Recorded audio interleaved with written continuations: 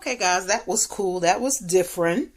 Now, give me your feedback. How did your coach do? How did your coach do being interviewed on Queendom Radio? Let's give a shout out to Coach AB and that amazing collaboration.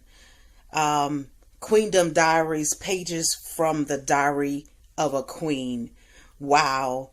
Guys, give me some feedback. CoachRobinJ@gmail. Give me some feedback on how you think your coach did on her interview.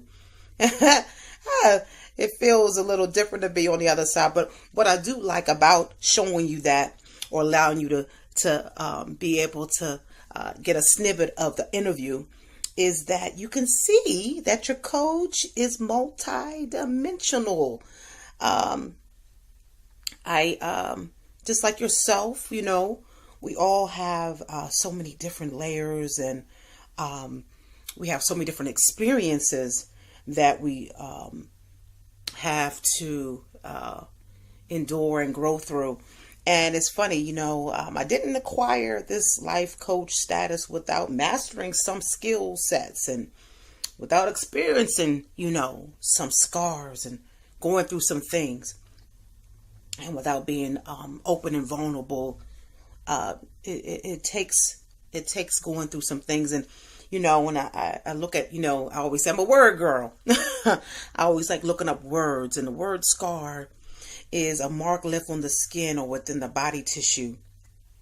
In most instances, after you've been burned, or you like a little kid fell down and you scraped your knee.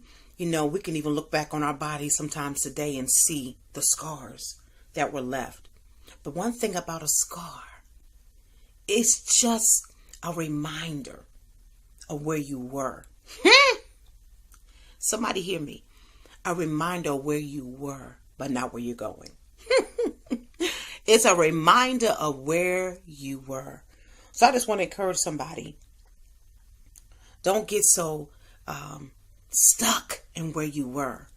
Don't get so stuck in looking at the scars, because they only are a reminder of where you were, but they're no indication of where you're going. They're no indication of where you're going.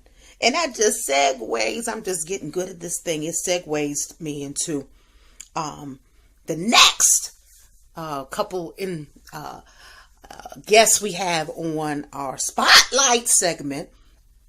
And it's really just highlighting and spotlighting this amazing woman empowerment conference. And it's Woman to Woman Impartation 2018 Empowerment Side Piece No More Chronicles. And it's going down, if I could talk. It's going down, y'all, this Saturday in Baltimore. And it's really funny. The theme of Baltimore is ripping beyond the scars. Going beyond your scars. Going beyond them. Not being stuck by what happened yesterday, but being able to move forward. And one thing that people don't appreciate about scars they are a reminder of all the different things you've been through. You can look back and say, wow, I did a teaching on that before. Wow, I made it from this one. I made it from that burn that's near the elbow. I made it through the scratches behind my earlobe. I made it through. So be encouraged. We are ripping beyond the scars.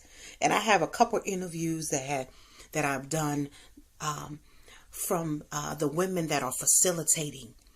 Because, I'm big on really giving you guys the opportunity to hear from people that may not necessarily have their names in the limelight, but they are so well diverse. They have so much experience. They have ripped beyond the scars, and they have so much to share.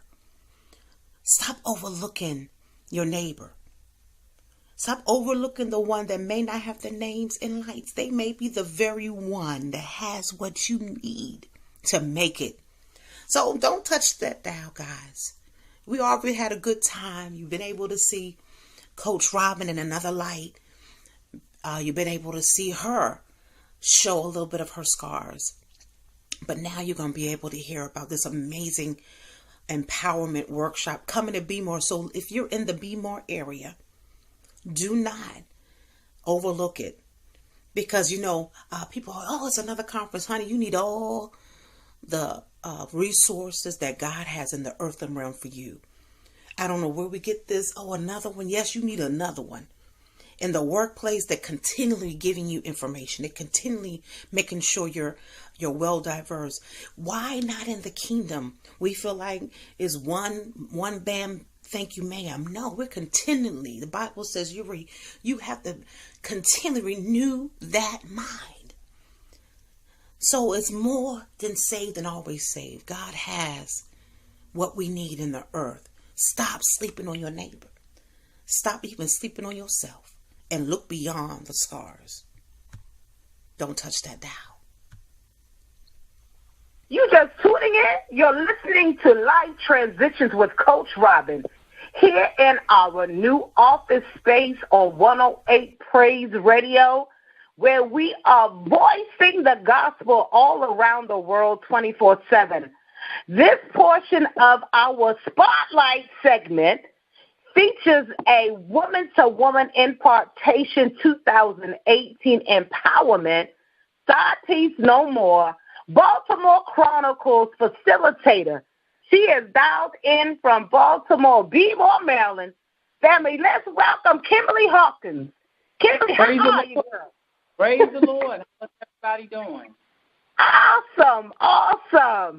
Listening, family, Kimberly Hawkins is participating, as we just said, in our Woman-to-Woman 2018 Empowerment Side Piece No More. Be More, got to be in the house, is ripping beyond the scars on this Saturday, July 28th. And for you guys that don't know, it's a one-day empowerment workshop with tools, resources, encouragement, and motivated solutions. Now, Kimberly, before we talk about this amazing workshop that's going to be happening this weekend, again, y'all, listen, this weekend in Be More, let me mention real quick to my listening family where it's going to be held at. It's going to be held at the Bruce Library, 855 Sulphur Spring Road in Arbutus, Maryland. And we're going to start at 12 p.m. and the doors open 12 p.m. noon, y'all. Not 12 midnight, but 12 p.m. noon. The doors will open at 11:30 a.m.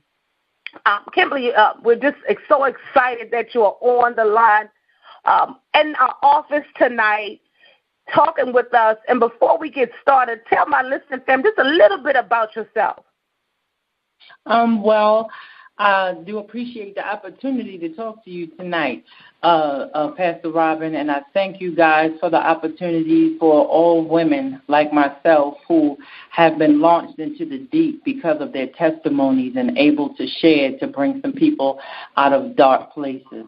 But I myself am a New York native. I was raised in New York, and I left kind of like an orphan when I was about 21 years old, and I had a 1-year-old child at that time, and my father had just passed, and it was almost like just out of nowhere. It was like the opportunity came for me to visit Baltimore for the first time, and I came to visit a cousin, and I just never went back.